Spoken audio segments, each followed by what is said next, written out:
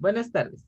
En la materia de problemas socioeconómicos y políticos de México, hemos visto una gran apertura de temas, tales como la Agenda 2030 de la ONU, la movilidad social, el Plan de Desarrollo Nacional del Presidente de la República, etcétera. Como equipo, hemos decidido elegir el tema de la movilidad social, especialmente enfocado en el tema de la educación. A continuación, mi compañera Nancy Daniela Rubio González nos dará un panorama de qué es este tema, qué nos conlleva la movilidad social. Gracias. Hola, bueno, entonces la movilidad social es en sí un cambio que se experimenta en las personas en su condición socioeconómica. Esta movilidad se divide en dos, que es la movilidad absoluta, que es el resultado de factores con avances tecnológicos, cambios económicos y demográficos, entre otros.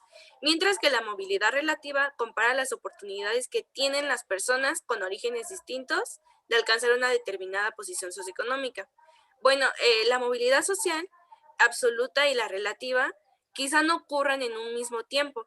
Entonces, estas se pueden dar, por ejemplo, en niveles altos de movilidad absoluta, porque a una sociedad le fue mejor que en otra en su conjunto, pero al mismo tiempo haya niveles más bajos de movilidad relativa, ya que pues la posición que los hijos ocupan en comparación con la de sus padres no cambió de una manera significativa.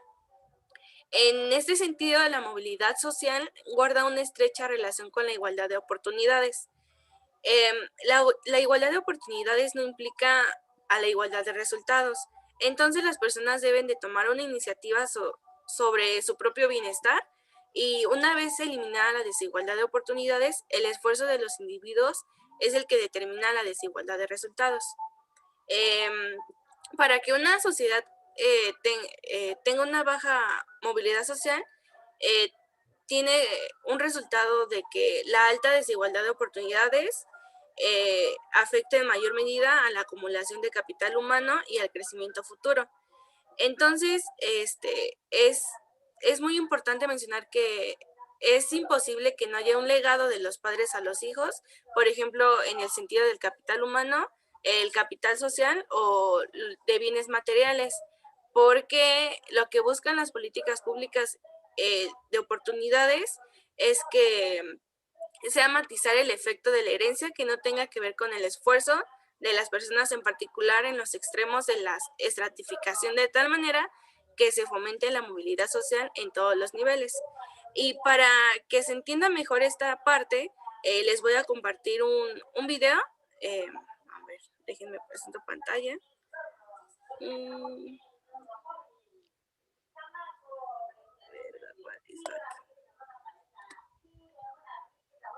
Bueno, aquí se entenderá con mayor razón qué es la movilidad social.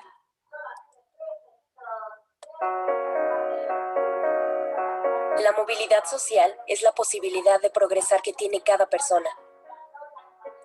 El futuro de cada quien debe depender de su talento y esfuerzo, y no de la situación socioeconómica en la que se nace. La movilidad social puede ser absoluta y relativa. La movilidad absoluta refleja el cambio en las condiciones de vida de una sociedad a lo largo del tiempo. El nivel de vida en esta comunidad mejoró cuando llegaron el agua, el pavimento, la luz y el acceso a servicios como salud, transporte y escuela. Hoy las personas viven mejor que sus padres, es decir, hubo movilidad absoluta hacia arriba.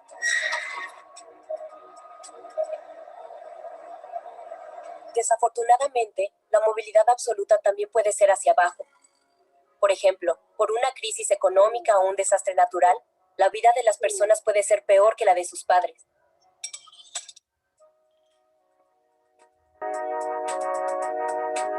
La movilidad relativa se refiere a los cambios de posición en la escalera socioeconómica de padres a hijos.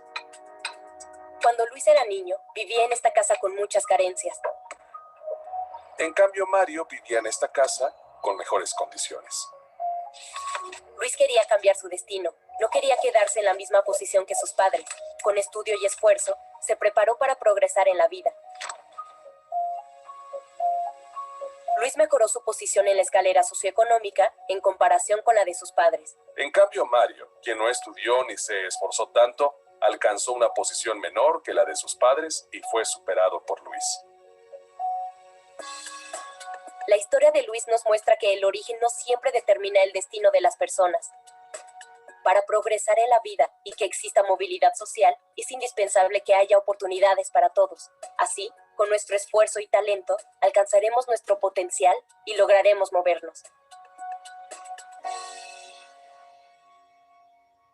De esta manera, entendemos que la movilidad social ya dependerá de una persona si es que quiere avanzar o seguir ¿Qué tal? estancándose. Hola, bienvenidos. Vamos a comenzar. El siguiente Córtale, video córtale. tendrá No sé qué como pedo. objetivo. Ahora mi compañero Alberto continuará con el tema. Gracias, Dani. En mi caso, yo les hablaré un poco sobre la movilidad social relacionada con la educación, como ya habíamos mencionado, pero en el aspecto intergeneracional. Bueno, recordemos que la educación vista por nuestras antiguas generaciones y vista por uno mismo es el instrumento clave en algunos aspectos para que la movilidad social se dé. Recordemos que hay tres tipos de movilidad social: ascendente, que es la que supera de cierta manera la posición social en la que estamos de nuestro hogar de origen. La siguiente es la descendiente, que es en la que nos posicionamos bueno, nuestra movilidad social baja de nuestro hogar de origen. Y por último tenemos la persistente, que nuestra movilidad social en este caso sería igual a la de nuestro hogar de origen. Mm, Recordemos que este tipo de movilidad social depende mucho de la educación. Volviendo a lo mismo, la educación es un instrumento importante para que se dé la movilidad social. Aquí entran ciertos aspectos como estereotipos, sesgos, dicotomías que existen en la sociedad. Me refiero a dicotomías relacionadas a los estereotipos, tal vez con el rol de género, roles de poder, inclusive hasta nepotismos podemos hablar. De manera intergeneracional. No podemos comparar una generación de hace tres décadas, perdón, o cuatro con nuestra generación de esta década actual. Recordemos que los padres, nuestros padres o los padres de nuestros padres, en este caso nuestros abuelos, han demostrado una educación un poco menor a la nuestra. Ciertos estudios han demostrado que los padres, en este caso los padres de nuestros padres, nuestros abuelos, le provieron a los hijos estudios, en este caso padres sin estudios, proveyéndoles a sus hijos estudios, y llegaron por muy máximo a estudios de nivel medio superior a básico, en este caso secundaria. En el caso de nuestra década actual, nuestros padres, ya con estudios superiores o inclusive medios superiores, nos han estado dando estudios donde hemos podido llegar al nivel superior, inclusive medio superior. El rezago educativo es menor en la actualidad al pasado.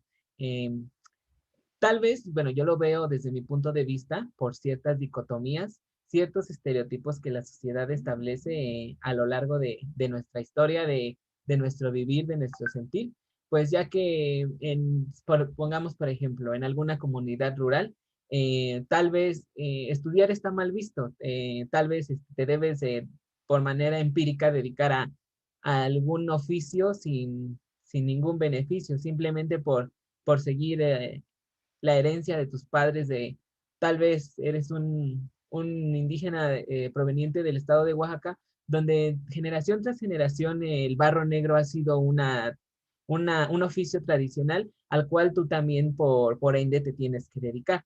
Esto depende mucho del contexto en el que nos encontremos involucrados. Recordemos que las dicotomías y los estereotipos únicamente viven en la mente de una persona. Igual puede haber personas sin estudios que para sus hijos van a hacerlos valorar este tipo de cosas, y por ende van a hacer que los hijos lleguen a un nivel superior e inclusive a doctorados, maestrías, y pues tengan una movilidad social ascendente donde sea más que marcado el limbo entre un hogar persistente y un hogar ascendente.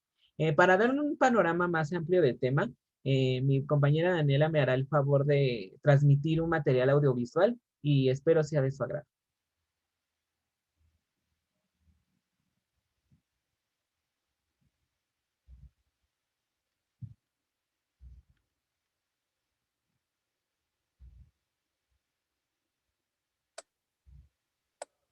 El logro educativo en México está limitado por la condición de origen socioeconómico. Las personas cuyos padres tienen niveles bajos de escolaridad no logran alcanzar, en promedio, una formación más allá de nivel secundaria. Esta situación perpetúa la baja movilidad social. ¿Qué podemos hacer para que la educación impulse la movilidad social? En el libro El México del 2018, Movilidad Social para el Bienestar, el Centro de Estudios Espinosa Iglesias destaca que la cobertura, la calidad y la pertinencia del sistema educativo deben enfocarse en mejorar e igualar las oportunidades de aprendizaje a lo largo de todo el ciclo educativo. ¿Cómo mejorar e igualar las oportunidades en la educación? Con políticas públicas que extiendan programas exitosos, como escuelas de tiempo completo y escuelas al 100. Asignen mayores recursos materiales y humanos a las zonas y grupos con mayor rezago educativo. Eleven la inversión en las áreas de oportunidad, como son la cobertura en educación media y superior, pertinencia para una mayor vinculación con el mercado laboral y desarrollo de habilidades no cognitivas. Igualar oportunidades para una mayor movilidad social requiere un sistema educativo incluyente y de calidad. Únete a nosotros. Descarga el libro de forma gratuita. Centro de Estudios Espinosa Iglesias. Promovemos la igualdad de oportunidades. Gracias, Dani. Bueno, como conclusión, tal vez el video menciona ciertas políticas públicas que pueden mejorar este rezago educativo del cual yo les comunicaba, pero desgraciadamente, aunque haya una oferta educativa amplia en nuestro país, ciertos niveles de pobreza o el difícil acceso a estos beneficios a veces se acentúa inclusive más en el hecho de la educación media superior y mucho más en la educación superior. Desgraciadamente, el rezago educativo actualmente en la pandemia que estamos viviendo por COVID-19 se ha marcado mucho más y el limbo entre un año y otro es desesperante. Esto de alguna manera está generando un rezago educativo aún mayor. Pues les agradezco mucho por el tiempo y a continuación sigue mi compañero Ricardo y él seguirá con el tema. Ok, muchas gracias. Yo les hablaré un poco más acerca de las diferencias de género en la movilidad social.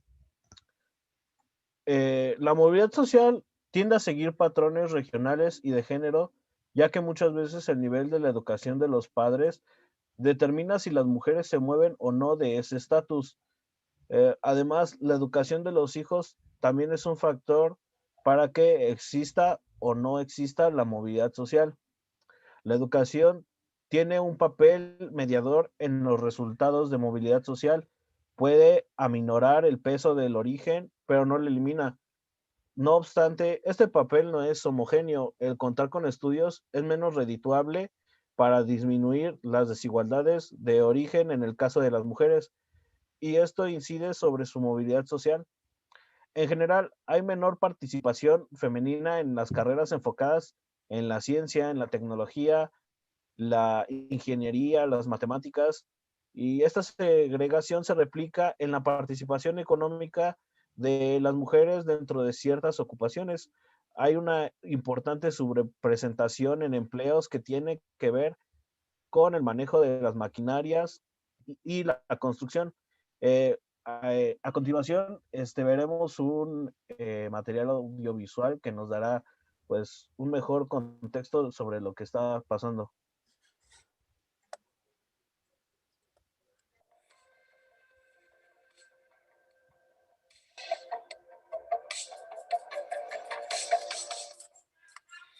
Bueno, esa es mi familia en 3 generaciones.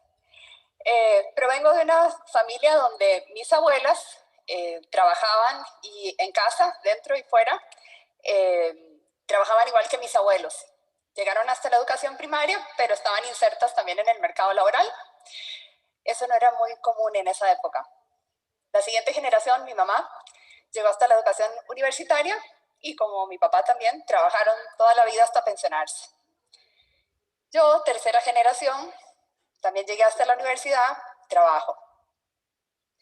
Esto se los vengo a contar porque vamos a hablar sobre la educación superior y qué pasa con las mujeres en la educación superior. Pero antes de eso quiero contarles una anécdota que me pasó cuando estaba en el colegio. Cuando yo estaba en el colegio, cuando llegaban los exámenes de matemáticas, tenía un compañero que siempre me pedía ayuda, como que le explicara o le ayudara un poco con esto. Y un día por ahí de quinto año, mientras le estaba explicando, me dijo, si vos seguís así, nunca te vas a casar. Yo en realidad, eso no estaba en mi ecuación en ese momento, me desconcertó un poco, como si me hubieran dicho que iba a caer un meteorito en un par de años, algo así, o sea, algo así como fuera de lugar. La cosa es que no era importante en ese momento el comentario, pero con los años empecé a entender que ahí estaban jugando algunos estereotipos y roles, ¿verdad? Mis antecedentes eran mis antecedentes y su familia tenía otras figuras, otros roles. Todo esto para contarles que hoy vamos a hablar de las brechas en la equidad de la educación superior.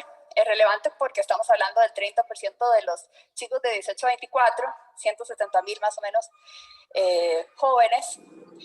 Y una de las aspiraciones que deberíamos tener como en la educación superior es que sea un mecanismo para cerrar brechas intergeneracionales de reproducción, digamos, de pobreza y de desigualdad. Por eso podría importarnos la equidad educativa, porque esto mejora el bienestar individual y la cohesión social. Y cuando hablo de desigualdad, ¿a qué nos referimos? En realidad, diferencias podemos tener muchas, ¿verdad? Podemos tener diferentes capacidades, eso está bien, es lo que es. Pero las desigualdades se dicen desigualdades cuando estas diferencias superan lo que pueden ser las capacidades individuales. Y están, digamos, relacionadas más bien con la pertenencia a un grupo que favorece a uno con respecto a otro, ¿verdad? Entonces ahí sí podemos empezar a hablar de desigualdades que están dependiendo más bien del origen de la persona. También que se sostienen a través del tiempo, ¿verdad? Que se mantienen a través del tiempo, ahí podríamos estar hablando de desigualdades, y son de tal magnitud que con el esfuerzo individual de las personas va a ser difícil superarlas. Entonces, ¿qué tenemos que hacer para apoyar, digamos, esos grupos que estarían siendo más vulnerables a presentar desigualdades?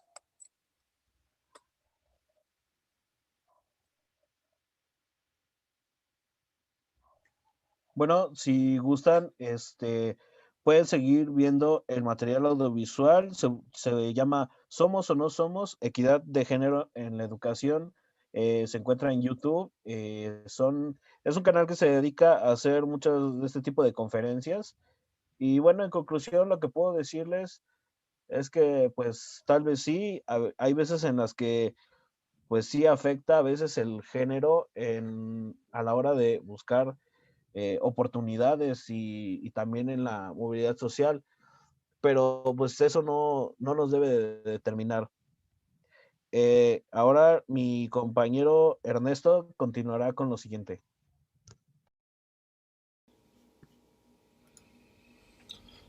Bueno, como ya lo habían dicho anteriormente mis compañeros, la movilidad social está determinada por las áreas de oportunidad del país de origen de cada individuo que decide pues prácticamente emigrar y mejorar claramente su condición económica o en este caso particular lo que es una condición educativa.